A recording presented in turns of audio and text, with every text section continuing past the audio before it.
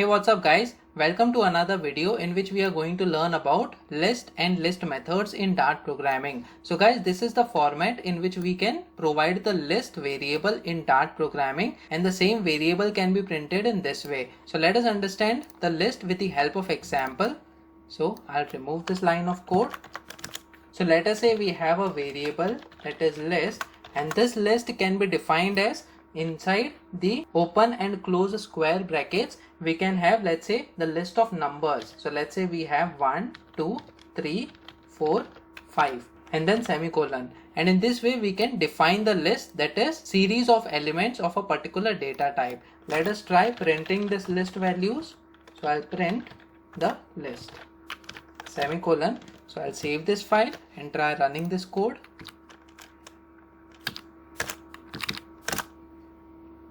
So as you can see, the elements of list, that is 1, 2, 3, 4 and 5 is getting printed. And guys, in this way you can easily define the list of numbers or the list of strings as well. So let us say we have the list of strings. Let us say programming, and then the next element will be for, and then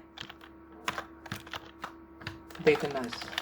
So guys, important thing over here is all the elements are separated by comma over here inside the square brackets. Let us save this file and try running this code.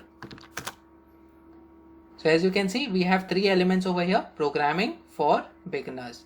So guys, let us understand some methods on list over here, adding elements in a list. So guys, the very first way we have already seen is while defining we can provide the elements of the string. Let us move back to our integer values 1, 2, 3, 4, 5. Now how do we add more elements over here? We can use these methods. That is, first method is add. So let me show you this method. So what we will do is we will provide the list name, that is the variable name, followed by dot and then add method, and then inside this open and close brackets we have more elements that we can add. So guys, what I will do is I will provide the value as 6 and then semicolon. So what will happen is whatever element that we add over here, that is we provide in the parameter of the add function over here, it will get added to the end of this list, that is after 5.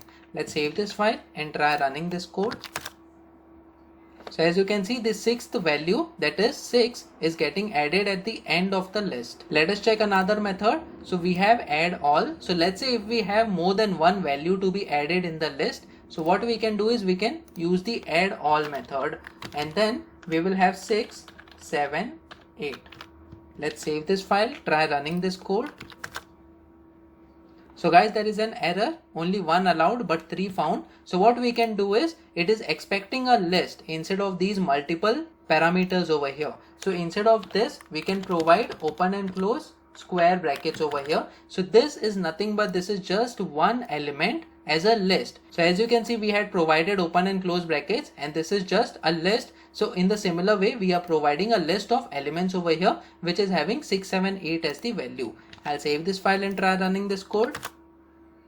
So as you can see, 6, 7, 8 all have got added with the help of one line of code, with the help of one method, that is addAll. Let us check another method. So we have insert method as well. So guys, in case you want to insert some numbers in between, so let's say I want to insert after this element, that is 3, I want to insert some value. So I'll remove this.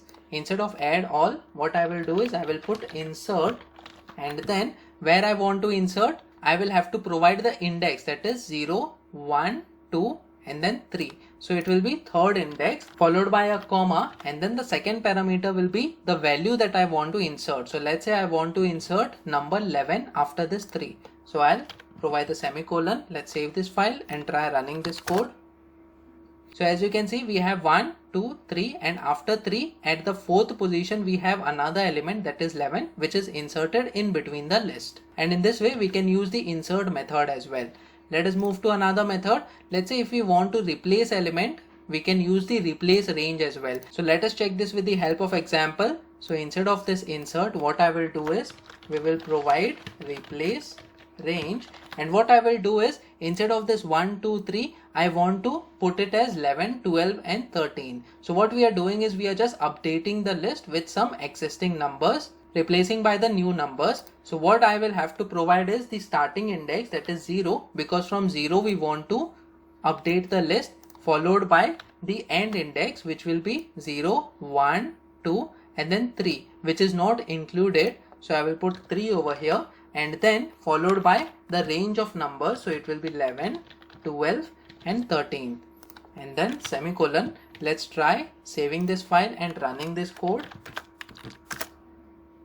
So as you can see, we have 11, 12 and 13 instead of 1, 2, 3, and then we have 4 and 5. So guys, what is happening over here is we are providing the start index, which is 0 in this case. That means we are starting from 1, and then followed by the end index is 3, which means it is 0, 1, 2 and then the third index, which is the 4, which is not included. So guys, always remember that the end index doesn't include that particular number that we are specifying, and then followed by the numbers that we want to replace it by. So these are the numbers, and then we can print the list. Guys, let us check another method now over here. So in order to remove the elements, we can use the remove method as well. So let us use this remove method over here. So instead of this replace range, what I will do is, let's say I want to remove this third number, that is 3. So what I will do is I will remove 3. So I just have to specify the value of the element in the list in order to remove it. I'll save this file and try running this code. So guys, what is happening is the value 3 is getting removed from this list, and we have 1, 2, 4 and 5. Guys, it is important to note that the value that we are specifying in the remove should be present in the list. Let's say if it is not present, let's say we provide the value as 6, which is not present in the list. I'll save this file and try running this code. So as you can see, nothing happens and all the numbers are retained, that is 1, 2, 3, 4 and 5. So in this way, you should make sure that whatever number that you are removing, if you actually want to remove, it should be present, and if it is not present, then nothing will happen to the list.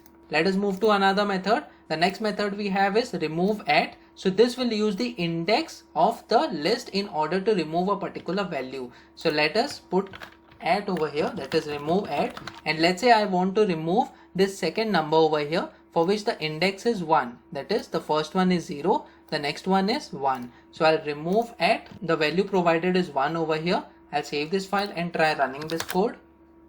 So as you can see, the first element, that is the index 1, is removed. In this case, the value 2 is getting removed in this case. Let us move to another method. We have removeLast. So this will just remove the last element in the list. So let us try this method on this list. So we have removeLast. Semicolon. I'll save this file and try running this code. So as you can see, we have 1, 2, 3 and 4. The last element is removed. Now let us check another method. The last method is removeRange. So this will remove the multiple elements from the list. So let us understand this with the help of example. Let's say we have removeRange, and then we have to provide the start index and the end index. So let's say we have the start index as 0, that is from the starting of the list, and end index as 3. So it will move from 0, 1 and then 2, that is 0, 1 and 2. And in this way, these 3 elements should get removed using this removeRange method. Semicolon. Let's save this file and run this code. So as you can see, we just have 2 elements that is remaining, that is 4 and 5. And guys, in this way, we can use this removeRange as well, and any other methods that we have seen in this video. Guys, there is another important property of the list over here. I'll just remove this method, and what I will do is list dot, we have the property called length, which will provide the length of the list. I'll save this file and try running this code. So as you can see, the length, that is the size of the list, is 5, which means that there are 5 elements in this list. And in this way, you can use this important property of the list, that is length, in your code. So guys, that's it in this video. Please make sure that you like this video so that it reaches to more people, and subscribe to this channel so that you get the notifications on upcoming videos as well. The next video that we are going to talk about is map and maps methods in Dart programming. So stay tuned.